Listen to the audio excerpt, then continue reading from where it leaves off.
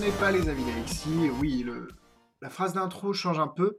Alors, on m'a beaucoup demandé, est-ce que tu pourrais faire des propres avis sur, enfin, des avis sur tes propres tours, pardon. Et évidemment, à partir du moment où c'est comme vous le dites, mes tours, on aura quand même une objectivité qui est remise en cause. On ne peut pas être objectif sur une création, vu qu'évidemment, si on la crée, c'est qu'on l'aime. Enfin, généralement, hein, c'est comme ça que ça se passe. Donc, au lieu de faire un avis, je vais vous citer comment, enfin, je vais vous expliquer les effets, je vais vous expliquer ce que je pense qui est bien, les points négatifs qui pourraient être négatifs pour certains, je vais être honnête. J'ai essayé d'être honnête parce qu'après les gens vont me dire ouais mais non tu dis que c'est bien parce que c'est toi qui l'as créé. Bah oui évidemment. Mais aussi je vais parler des points négatifs.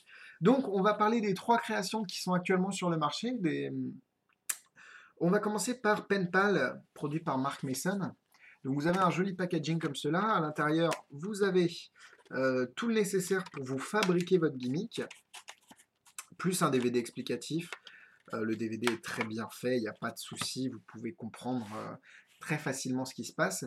Alors en fait, Penpal, c'est, imaginez, vous avez un Sharpie dans la poche, je sais pas, hop, ici, et imaginez une carte pliée en quatre sous votre Sharpie, depuis le départ, et en fait, ce que vous faites choisir une carte signée, et quand vous venez choper la carte, vous la sortez, hein, il y a vraiment plus de carte ici, vous sortez une carte pliée, vous la donnez au spectateur, c'est la carte pliée, c'est la carte signée pardon, par le spectateur au départ du tour.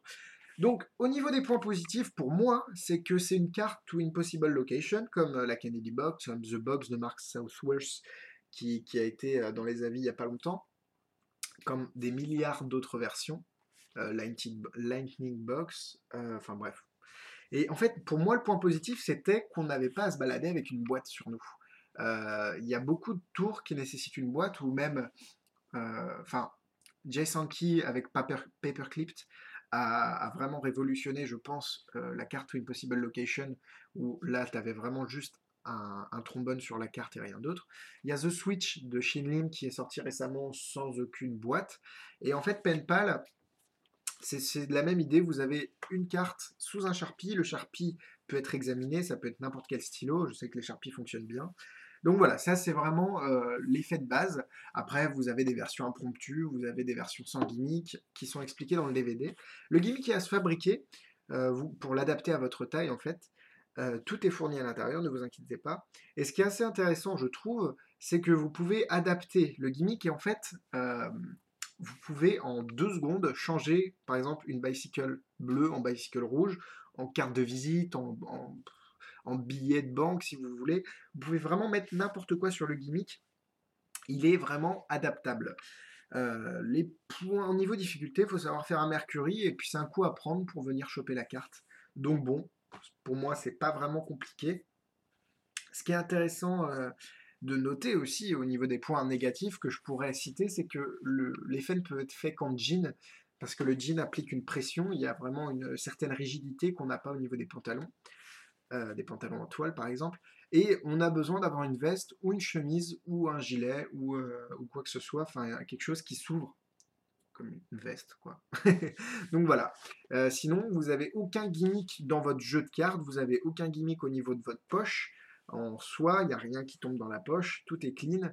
Vous pouvez examiner la poche, vous pouvez montrer votre veste ou l'ouvrir, etc. Donc voilà, ça c'est Penpal. Personnellement, j'adore. Je sais que des personnes n'aiment pas. C'est vraiment à vous de voir. Donc voilà, j'espère avoir été un peu synthétique sur Penpal. Next on the list, Frame avec Vanishing Ink. Donc toujours un packaging en carton, en pochette. À l'intérieur, un DVD plus la petite enveloppe avec les gimmicks à l'intérieur. En fait, Frame, c'était une idée que j'ai eue en regardant Métamorphose de Michael Chatelain. Je me suis dit, ouais, c'est bien, c'est même très bien. Mais la carte ne peut pas être montrée des deux côtés.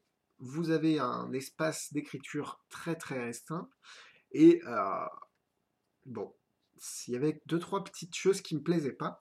Alors je me suis dit, faut bosser sur ta version. Et en fait, Frame, ça vous permet de faire choisir une carte au spectateur, l'As de carreau par exemple. Vous montrez une autre carte, vierge au dos, vous dessinez un cadre, vous écrivez ce que vous voulez à l'intérieur, soit des traits, soit rien, comme ici. Vous la tenez à bout de doigt. La carte sur laquelle vous avez dessiné votre cadre peut être signée et montrée des deux côtés tout le long du tour. Quand vous secouez la carte, l'as de carreau apparaît dans le cadre, vous remontrez qu'elle est signée, et vous pouvez la donner à l'examen sans de lever double, et cetera. Vous la donnez directement à l'examen et donc voilà. Le gimmick est pour moi, assez, sympa, assez f on peut le refabriquer si on a envie dans d'autres back design. Après, je sais que le rouge, c'est toujours mieux. Il y a deux versions en fait. Il y a deux possibilités avec le gimmick. Soit vous faites. Enfin, alors comment dire? Vous êtes obligé d'arriver sur la même image à la fin, mais vous avez deux manières de handling en fait. Et deux handling qui ne vont pas montrer la même chose. Soit vous avez un handling comme cela où vous pouvez montrer un cadre blanc, un cadre vierge, soit vous pouvez montrer un cadre avec plein de petits traits, mais à la fin vous aurez l'as de carreau qui apparaît quand même. Vous avez plein de variations possibles, faire apparaître des billets, des pièces visuellement. Vous pouvez l'adapter sur carte de visite, ce qui est assez intéressant. Je l'ai sur carte de visite sur moi tout le temps. Vous pouvez faire vraiment ce que vous voulez avec Frame. Et ce qui est bien, je crois que je dis beaucoup assez intéressant, mais ce qui est bien, c'est que vous pouvez montrer la carte signée des deux côtés à chaque fois. C'est vraiment pour moi le point positif. Il n'y a pas de difficulté. Franchement, c'est pour moi un bon, un bon tour. Niveau point négatif, c'est que le gimmick peut être peut-être fragile, même si on inclut du matériel en plus dans cette petite enveloppe, pour vous refabriquer le gimmick au cas où il casse ou au cas où vous avez un problème ou si vous voulez vous en refabriquer d'autres, il y a du matériel inclus à l'intérieur. Chose à noter, j'ai oublié de parler des prix. Ici, on est aux alentours de, on n'est même pas aux alentours, on est à 20 euros sur ce DVD. Et ici aussi, on est à 20 euros avec les gimmicks faits main. Et je propose, si vous l'achetez via moi-même, alexis@magites.com si vous voulez me contacter. Je propose une garantie au cas où il pète, au cas où il y a un problème. Je suis là pour vous aider et je suis là pour m'assurer que tout fonctionne bien chez vous. Troisième effet et dernier sur le marché, mon préféré, Flick avec World Magic Shop. Alors je vais sortir le gimmick de l'étui. Donc quand vous ouvrez, vous avez votre petit DVD ici, et ici vous avez votre gimmick que j'ai sorti. En gros, Flick, c'est un trou sauteur qui va être, ils appellent ça the fastest moving hole effect ever. Donc le trou qui saute le plus rapidement du monde.